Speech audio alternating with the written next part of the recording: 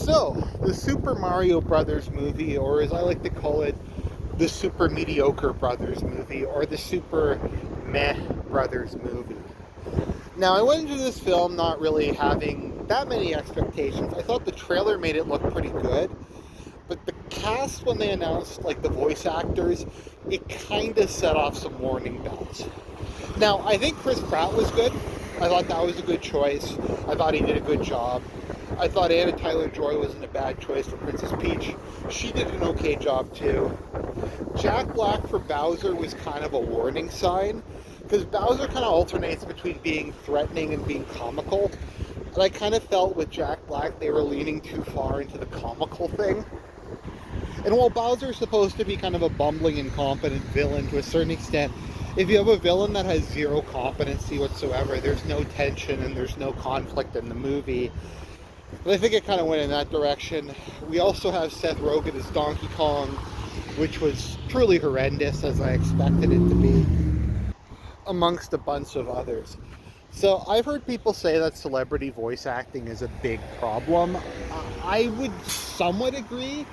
The issue is I find that it's like with anything. If they pick someone like Chris Pratt, who I think is a good pick for Mario, I'm fine with it.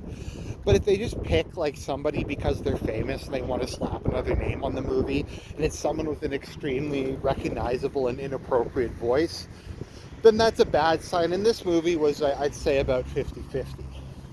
So, what was the movie like on the whole? As I said, I call it the Super Mediocre Brothers movie. I will give it credit for one thing: it didn't lie to me. I was promised a Super Mario Brothers movie, and it delivered a Super Mario Brothers movie. I was promised a movie that had a whole bunch of Mario stuff in it, that had classic Mario characters, that had Mario game mechanics, that was a reference to everything. And you know what? It delivered. So if all you're looking for is a movie that's going to trigger your nostalgia, then yeah, this is probably the movie for you. Now, maybe part of this is I was just never that big a fan of the Mario games that Nintendo put out. Probably because I'm really bad at most of them. Paper Mario and Paper Mario Thousand Year Door are two of my favorite video games of all time. I might actually give both of them like a 10 out of 10. And I like kind of the Mario RPGs more, but I was never really that big into the platformers. So maybe that's partially impacts my enjoyment of this. I was always a lot more into Fire Emblem or Zelda, and I hope they don't make that, because if they made that, then Zelda would be from Samoa and Fire Emblem would take place in pre-Columbian America, judging by how these cinematic universes are going. So the movie's, I guess, okay. I was kind of bored for a lot of it. I didn't find it that interesting. It's just, like, once again, I can't really complain too much, because I was promised a Super Mario Brothers movie, and I got a Super Mario Brothers movie. The fact that it was, like, lame, uninspired, and just relied on a lot of stuff like Guardians of the Galaxy and isekai tropes. I mean, once again, like, can I really complain? My kind of opinion, I guess, of how Mario should be, like I said, is very skewed, because I like the RPGs a lot more. So, like, I like kind of the humor and the tone of Paper Mario, and this obviously was not that. It was going more for the, I guess, kind of the mainline games or something like that.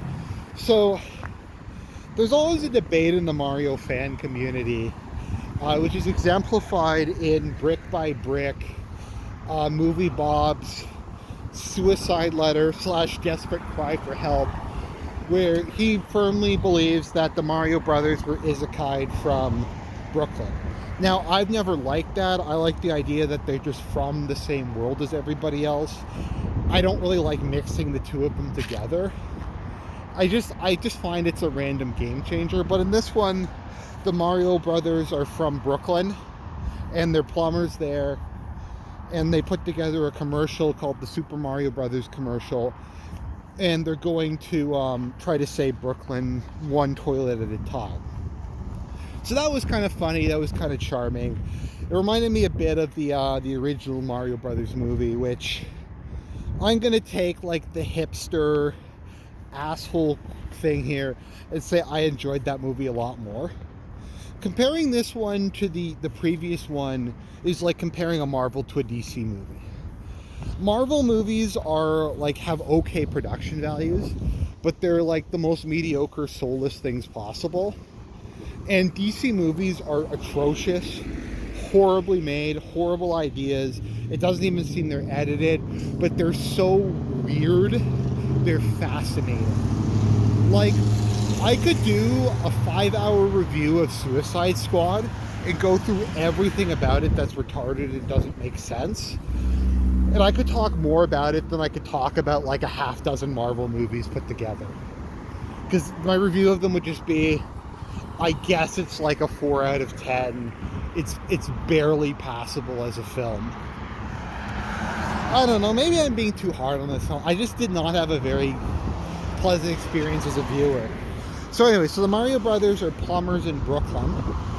And as plumbers in Brooklyn, there's like a flood, and then they get sucked into the Mushroom Kingdom. And Bowser in this has just gone into full-on incel mode. And his dream is to marry Princess Peach, which is from the games. But his entire plan is to like conquer the world so Peach will love him. And to basically, if she doesn't marry him, then he's going to destroy the Mushroom Kingdom. And then Mario shows up and we get like a training montage where Peach teaches him how to use the mechanics of their world, like super shrooms, fire flowers, ice flowers. We also get the Tanuki suit, the cat suit, and stuff like that. Luigi gets captured. Peach and Mario go to try to save the Mushroom Kingdom by getting the Kongs on board. Cranky Kong kind of reminds me of Jeff Goldblum, or that guy from Miracle Max from, what's it called? I can't remember that movie. The Princess Bride. Miracle Max from The Princess Bride. So like very Jewish. His son is obviously Seth Rogen. We have kind of a cool scene where Mario and Donkey Kong fight over whether or not the Kongs are going to help them out in their struggle against Bowser. We then get a scene where like it's based off of Mario Kart, where they all put together like these Mario Karts, and then they go on Rainbow Road and there's a big fight scene. And then there's like the wedding scene with Bowser and there's a big fight scene. And then they get Isekai back to Brooklyn with Bowser and the other stuff.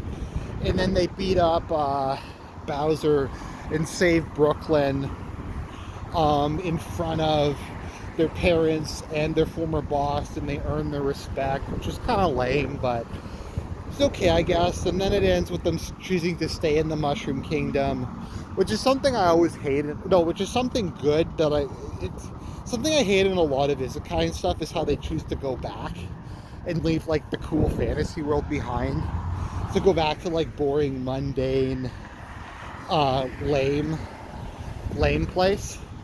And it's kind of as if the whole thing didn't happen, but that's not the case here. They choose to stay in the Mushroom Kingdom. So like overall, it's just very meh. It's like we're just gonna shove as many references in as possible, and I kind of think it's much worse than the second Sonic movie. This reminds me more of the first Sonic movie, where it's just very much, we're just going to shove references in. We don't really have any care. The second Sonic movie, whatever you want to say about it, I think it had a lot of heart. I'm a big Tails fan, so it was cool to see Tails in it. It was cool to see Knuckles in it. Idris Elba, I thought, was a good pick for Knuckles. Just how he was completely serious about everything. But I don't know, it's just kind of like, there wasn't really that many jokes. I didn't really find myself laughing or getting excited. A lot of the movie was just me kind of looking at my watch going, Is this going to end? Are we going to get another movie reference? Are we going to get another scene with no tension, with no stakes? Are we going to get more Bowser just being an incel crying about how Peach doesn't love him? It's just, like I said, it's just very meh. It kind of symbolizes the most mediocre like aspects of Mario. I'm not saying Mario's some big philosophical deep franchise or something. It's not like it's bad or anything. It's just not good. It's not something I would ever watch again.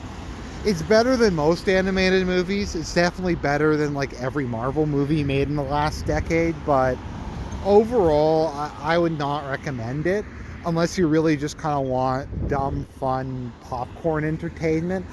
I don't even think it really succeeds as that, though. I just think it's very blah, very lame, very low effort. Maybe that'll be a surprise if that's my opinion, but that's how I feel about it. I don't have a ton else to say. If you want to see a Super Mario Brothers movie, it's a Super Mario Brothers movie. It's just nothing particularly good or special or interesting.